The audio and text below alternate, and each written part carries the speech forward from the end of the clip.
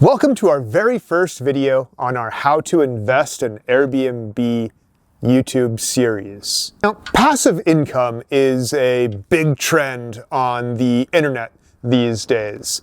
However, investing in an Airbnb is a hospitality business, and there are serious upfront capital costs that we need to take into consideration.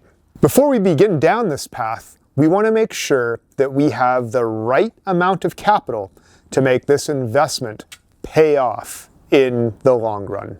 There are three main ways to begin investing in Airbnbs. The lowest cost method would be the co-host method, wherein you provide co-hosting services to another host who owns the property. This requires essentially a $0 investment. However, it does require an owner who trusts you to manage their property well. The next most inexpensive way would be the Airbnb arbitrage method. In the Airbnb arbitrage method, you rent a home from someone else, whether that be an apartment building that has a program for Airbnb arbitrage, or identifying other people in the community through Craigslist ads or Facebook Marketplace ads that are willing to let you sublease out their property as an Airbnb. And the third way, the way where you can make the biggest return on your investment, is if you purchase the home yourself and then manage and host that property yourself on Airbnb. And this third method is going to be the focus of our series because that's where my expertise is at this point. In the past, I have done Airbnb arbitrage, primarily in Houston, Texas. The challenge with Airbnb arbitrage is that it is a lot of work for about $1,000 to $2,000 per month in profits, which are not great considering the amount of work that you have to do to earn that money. The other problem with Airbnb arbitrage is it tends to be most popular in urban centers, and running an Airbnb in an urban location is a challenge. You get a lot of weekend partiers and a lot more complaints from your neighbors. My focus is on managing properties in remote rural locations near national parks, and that's where the focus of this series is going to be.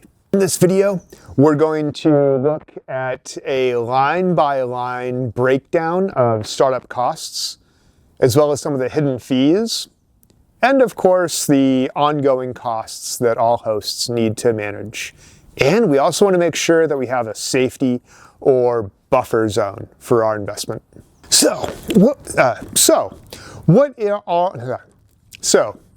What are the entry fees? What's the acquisition cost of an Airbnb? Well, as we described before, the acquisition cost for the co-hosting method is essentially $0. You just need to find an owner who trusts you to manage their property well. For Airbnb arbitrage, the startup costs for acquiring the property are generally the first month's rent, the last month's rent, and the security deposit. So you're looking at somewhere in the neighborhood of $4,000 to $12,000, depending on where your property is located and how large it is. And if you're going to purchase the home, like we're going to talk about in this series of videos, then your startup costs are going to be quite a bit higher. Typically, when you're buying an investment property, you need to put 30% down on the loan. So you have a 30% LTV, and then you want to figure 2 to 5% in closing costs. So you're looking at $40,000 to $150,000 plus. For the properties that we manage, the acquisition costs have ranged from $130,000 up to $232,000. And that's just based on our LTVs and the initial price of the property. You may be asking, well, I thought that 20% was the typical down on a home mortgage. And while that is the case for your personal home where you live, as well as for a second home, for an investment property, the banks are typically looking for you to put down 30% of the value of the home for your down payment. So the startup costs are a bit higher for an investment property than for a second home or your personal home. So a lot of the homes in the markets where you might be investing will have turnkey homes available. Turnkey home means that it comes with all of the furniture necessary to launch that home on Airbnb or similar platforms as soon as possible. You may want to make some furniture upgrades, add some TVs here or there, but a turnkey home is ready to go as soon as you close it. However, if you're buying an empty home, then you want to make sure that you have the capital to purchase the furniture necessary to furnish that home. So let's look at what typical furnishings cost per room. For a bedroom, you're going to want to be typically looking at $1,500 to $3,000 per bedroom to purchase beds, mattresses, linens, and other furniture to spread around the room, such as cabinets and nightstands.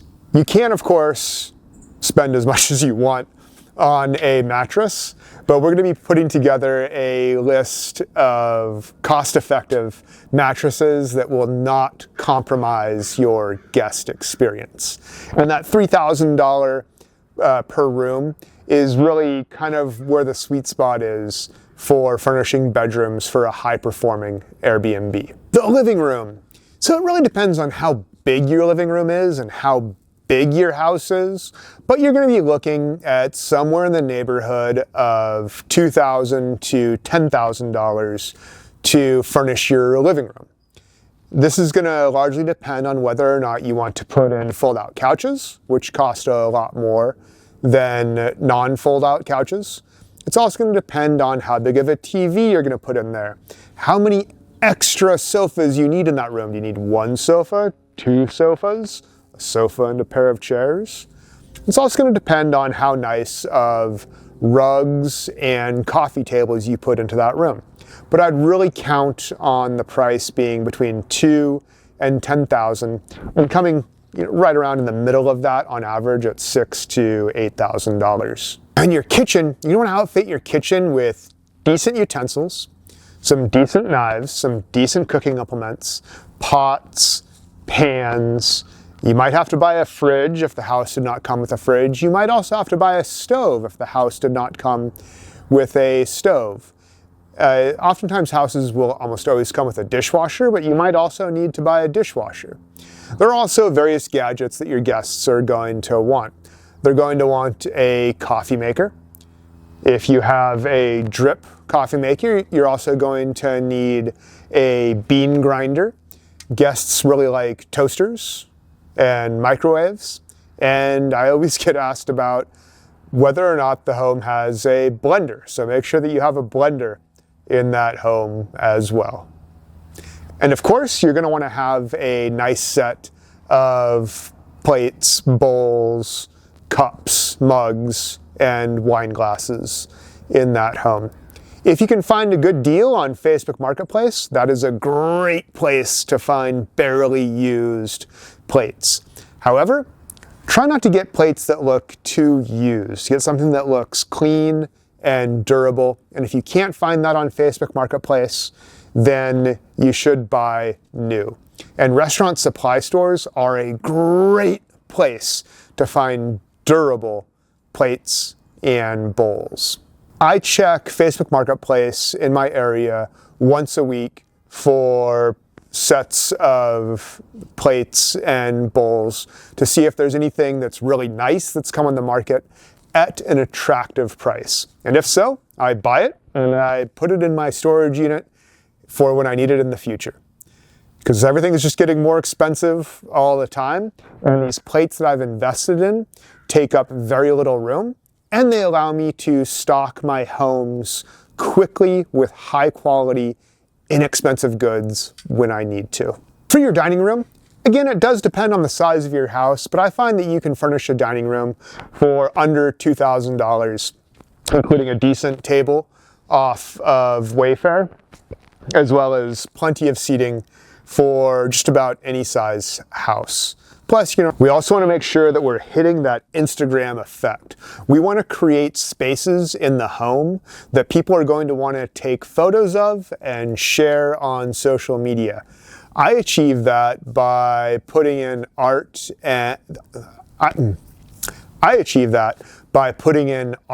that references the natural wonders of the area where the home is located. And I find that to be a very easy way to decorate my homes. Reference the area where the home is. Next, you're going to want to have various tchotchkes to fill out your shelves, whether those are decorative balls, vases with non-perishable displays inside the vase, such as seed pods or beautiful grasses. And also you may want some other basic wall hangings in your room. Mirrors are also a great way to fill the space. For this extra art, plants, wall effects like mirrors, I'd recommend budgeting between $2,000 and $5,000 depending on the size of your home. Another key that you're going to budget for, it's not much compared to the rest of the items, are smart locks. A smart lock for your home is typically going to run around $200. So if we wanted to look at what this would cost for a 4-bedroom home, I'd estimate there would be one master bedroom. In the master bedroom, we're going to spend about $5,000. If we then have 3 bedrooms with queens, fulls, twins, or bunk beds, I'd guess that we'd be spending about $3,000 per room. So that is another $9,000. A 4-bedroom home is getting on the larger end of homes. So in that case, I'm guessing there's going to be one living room. And in that living room, we're going to want to have multiple couches, as well as side tables and a nice coffee table. So I'm guessing we budget about $5,000, which brings our total now to $19,000. And then if we spend $2,000 in the kitchen to have some nice appliances, nice knives, nice plates, pots, pans, etc., that's going to bring us to $21,000. And now to finish our dining room, we're looking at another $2,000, which is going to bring us to $23,000. And then for various decor around the home, to make it feel high quality and exclusive and Instagram worthy, we're looking at maybe an extra $2,000, bringing our total furniture investment up to $26,000. So now that we've identified the initial capital required to invest in an Airbnb property, we can get an idea of what we can afford and go out and look to buy. We've determined what our market desires can fit. The first number is variable, and that number really determines what size home in what kind of location you can purchase, and that is the purchase price of the home driven by the loan to value that your lender is willing to give you. We then want to add about those $26,000 in furnishings that we would see for a 4-bedroom home in our example.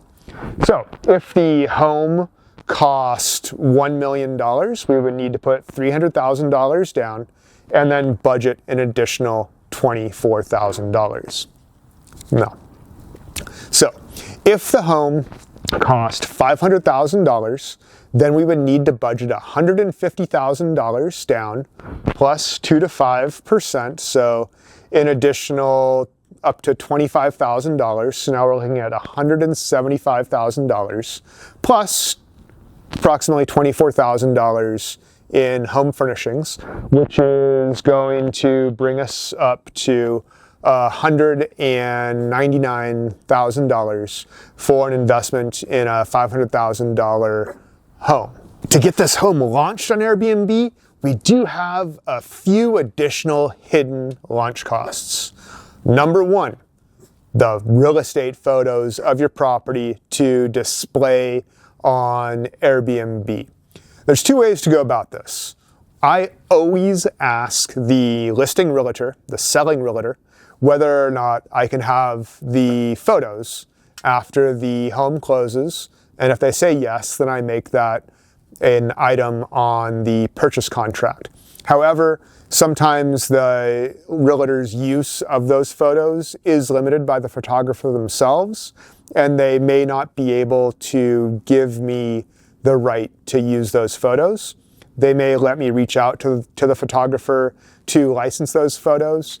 And I've seen everywhere from flat fees of $1,000 to reuse the photos to ongoing license fees of $500 per year. I think both of those are fairly overpriced, and I generally reject those because I want to create the feel and look of the property on Airbnb. For a set of professional photos for your property, I would count on it being a one-time cost of $500 to $1,500. If you can take the photos yourself, which I do, then you can of course reduce that to just the amount of time that you need to spend processing those photos. You're also going to need to stock your home with both cleaning supplies as well as ongoing supplies for your guests. So you're gonna have to buy a lot of toilet paper, a lot of paper towels, soaps, shampoos, conditioners, laundry detergent, washing machine detergent. You're gonna have to have that home completely stocked. And I'd estimate those initial supplies costing between $300 and $600 just to get started. Another important hidden cost is homeowner's insurance. Now, your lender may have insisted on you putting your homeowner's insurance in escrow, and that's great. However, you do need to make sure that your homeowner's insurance will cover your short-term rental. I personally use State Farm insurance for my homeowner's insurance for my properties, and State Farm has a very nice, small, $100 a year rider that allows the properties to be covered even though they're listed on Airbnb. For some of my properties, the lender did insist on escrow, and in others, they gave me the option to not escrow my insurance costs. It's also highly advisable, and certain investment property lenders may insist that you have a runway of capital in your bank account to pay for mortgage, insurance, utilities, taxes, etc. The typical runway that a lender would require is between 3 and 6 months, depending on the type of loan that you obtain to acquire that property.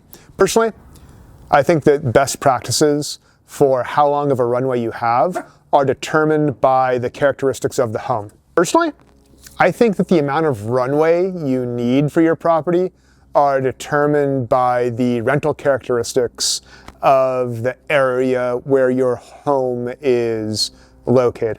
It's always great to have 3 months. However, if your home has an extended downtime for rentals, say it doesn't rent out in the winter or it doesn't rent out in the summer, then you may need to have 6 months of capital saved up in order to cover your mortgage payments as well as your other necessary obligations such as insurance, utilities, internet during that downtime.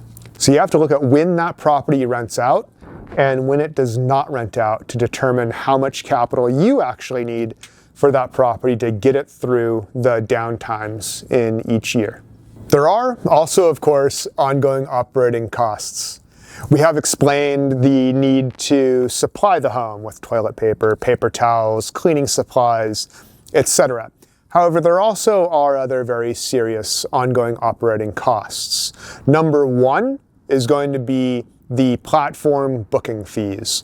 Airbnb recently moved to a new program wherein your home's entire price is advertised to the guest, and there's no separate advertisement for Airbnb fees, cleaning fees, etc. What Airbnb does is they take 15.5% of the gross revenue, the gross bill to the guest before tax as their service fee.